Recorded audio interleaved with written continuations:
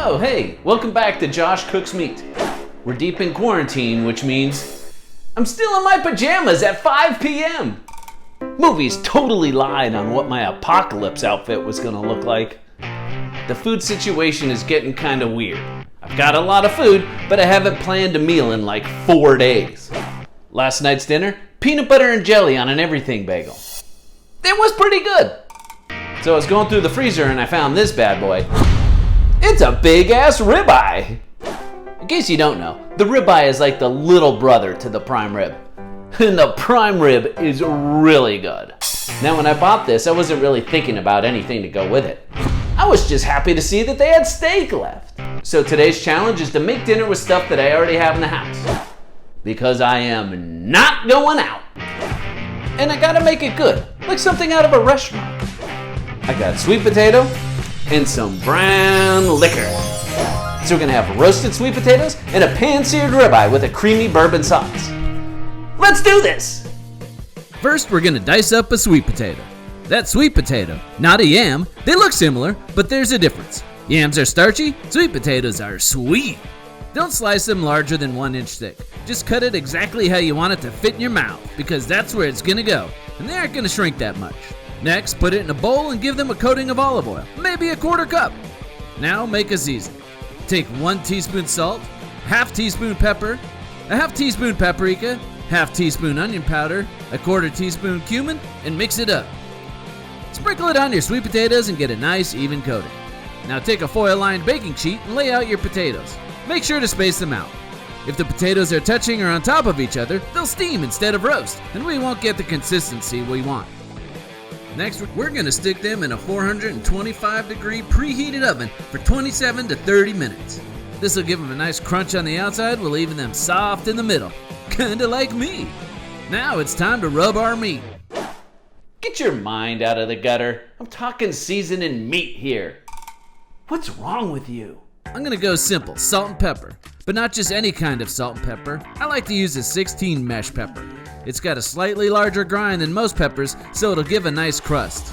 And I'm also gonna use a Diamond Crystal kosher salt. This has a much bigger flake than a table salt. Because of this, they won't measure out the same. A teaspoon of table salt will be much saltier than a teaspoon of kosher salt. I like the kosher salt because the large flakes dissolve nicely into the meat, which helps pull out some moisture. Next, I'm gonna coat the meat with a little oil to help the rub stick and give it a nice sear. I'm using sesame oil for this because it has a high smoke point and will give a nutty hint of flavor.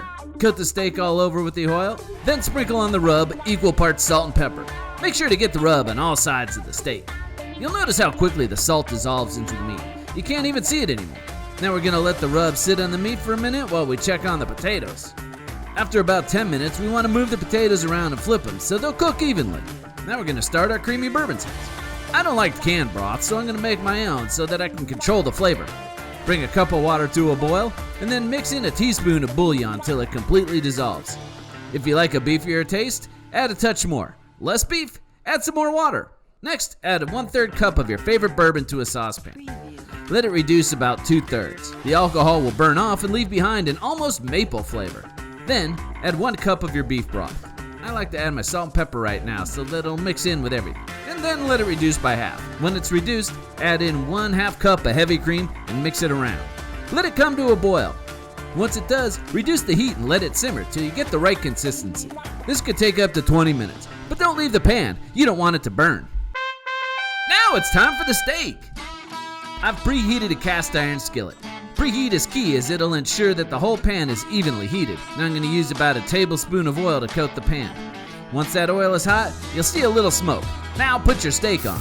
You should hear a nice sizzling sound. Now don't touch that steak.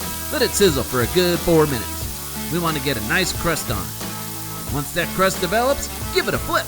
Hooey, look at that crust. We want to let the next side crust up for another 3 to 4 minutes. This is when I like to introduce a little butter, garlic, and rosemary into the pan to add some flavor.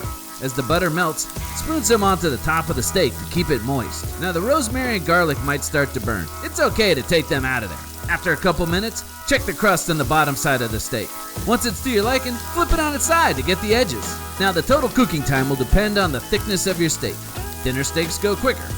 We're looking for an internal temp of around 125 degrees. That's going to give you a perfect medium rare coast to coast. When you've reached that temp, remove the steak and let it rest on a cutting board under foil for around 10 minutes.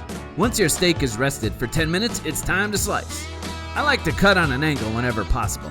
Makes the steak a little more tender. Arrange on your plate with the potatoes and pour on some bourbon sauce. Holy ribeye, that looks good! Man, this is so good. I don't mind being stuck here on quarantine. Can I get a Corona over here, please? If you like this video, hit the like button. To see more just like it, make sure and subscribe and hit the bell to be notified for new videos. And be sure to like us on Instagram @Carnivore Kingdom and on Facebook @The Carnivore Kingdom.